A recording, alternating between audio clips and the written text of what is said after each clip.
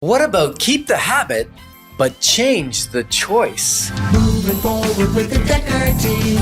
Moving forward together with the Decker team. We've enjoyed for over 30 years coming alongside you, not just selling and buying and investing in real estate, coming alongside you and helping you develop even better friendships, better finances, better fun, even greater faith, and even helping strengthen, heal, and flourish inside of relationships. Really, 30 years of helping you build your life, your home, and your business. And I love, if we can do it, Anybody you can do it. Yeah, if we can do it, you can do it. 1,000% assured. Yeah. Correct? Absolutely. So, can you keep the habit and make a different choice? That doesn't even make sense to me. And I know it doesn't make sense to you.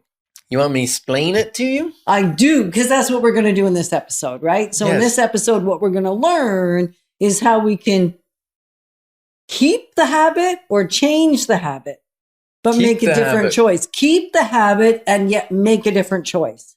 Yes. Sounds the same to me. Okay. It's all Greek. Is it? No. Well, let me turn it into Hebrew for you. Okay, perfect. Let's do that, Mr. Decker. So remember that story we were talking about in the previous episode where I was eating chips and popcorn and pretzels and anything I could find in the cupboard. Anything. Or the freezer or stuff hidden in the back of a cupboard. Yeah, like or even the stale candy. Yeah, I go search for it. Because we're going to watch a movie or we're going to play cards. I go find everything that possibly could be not good for me, but seem like a treat. Why do we call a treat when it's not good for you? Well, when it's actually poison to you? Yeah, that thing. That thing? Yeah.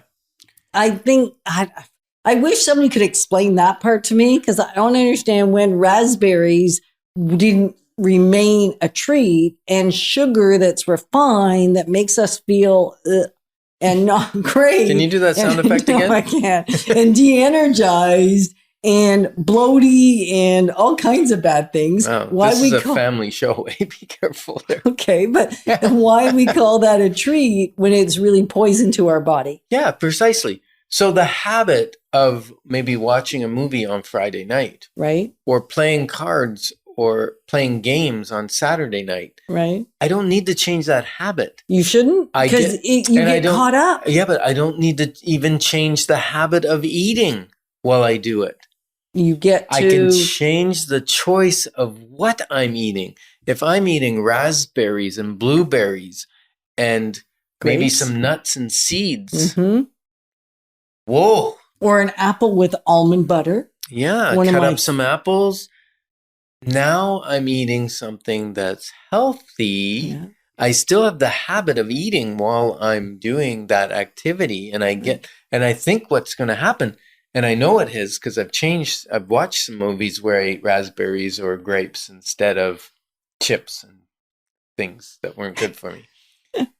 And I still get the same payoff. I get the same good feeling, that rush of enjoying myself and having something to chew on. I might challenge Chew on that idea. Chew on that idea. I might challenge you, Mr. Decker. Oh, you're going to challenge me now. Your voice is going to go. I know. Isn't that awful? I'm obviously not meant to challenge you. There is a payoff that is the same, because you'll feel like you had your food and your fill and your... Yeah. Even if I'm not hungry, like I can eat a big meal and then go down there and I still got the nibblies. Right. Except it's not the exact same payoff. An element of the payoff is the same. Yeah, the good part of the payoff. Is and there's the same. An extra better payoff. Right. So it's an even better choice to replace not the habit, the actual decision associated. So sort of like the attachment to the habit. What are you going to attach to the food? So you don't have to stop eating, because when you don't eat, what happens? I get hangry. So hangry. It is so not fun. Now, of course, when we're watching movies or playing games after we've had a full meal, you're actually not hungry. It's just part of the behavior that you've been doing since we were kids. And all I'm really saying is I chose some nights to watch a movie and not eat anything. Right. That was harder for you. It was harder for me. And that kind of change of your habit is harder than to change the choice within the habit, is what I'm trying to say.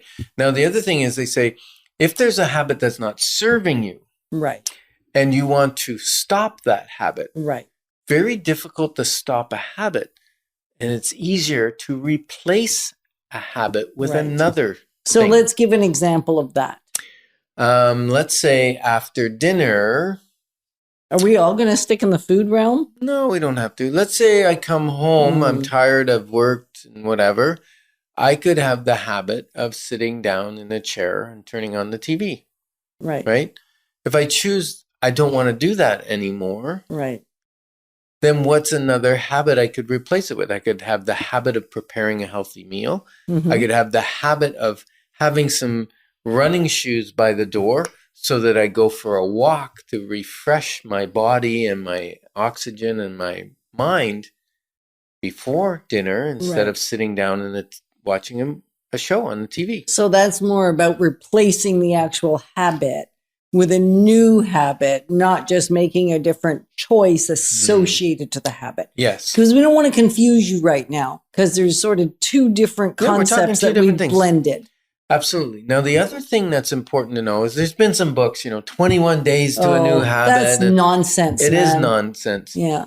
Because instilling a new habit depends on how big a change that is. And how emotionally connected you are to the change, like how motivated, how convicted, how passionate. Because some habits literally, I can think of one habit I had, and that was being distracted when I was with somebody, thinking about the other things that were going on in my world and what I needed to do next. And I didn't even know it was a habit that I had, because I thought I was pretty present with whoever I was present with.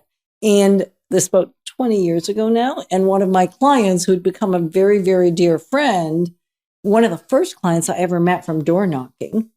So about 30 years ago, I guess, she actually shared with me that she feels kind of invisible often when she's with me, because I lose attention on her and I am distracted by the other things going on in my mind. And that hit me so deep, because that wasn't the message I wanted to send.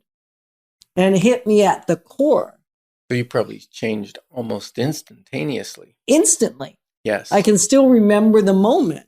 And I'm not saying I never do it anymore. And yet it was my habitual way of being. It was my habitual ritual of doing that. And now it would be more if there's just too much stimulation, or I'm super tired, or I haven't taken care of myself, or there's some extenuating circumstances to cause me to behave in that way. So it's pretty much in an instant gone. And then other ones take months and years. Years. Maybe you don't consider yourself a fit person or athletic or that kind of thing. That was me. Yeah. And how long did it take you to move into the category of, oh no, I'm fit and I go into movement 5-6 days a week. Pretty much 7. my whole life, right? It's taken your whole life? No. How long did it take when you made the decision that you wanted to change it, and then being that person that's what you do? It's just ingrained in you. It still took years. Yeah. It took years. Not 21 days. No, not 21 days. So it is going to be different for every habit that you have.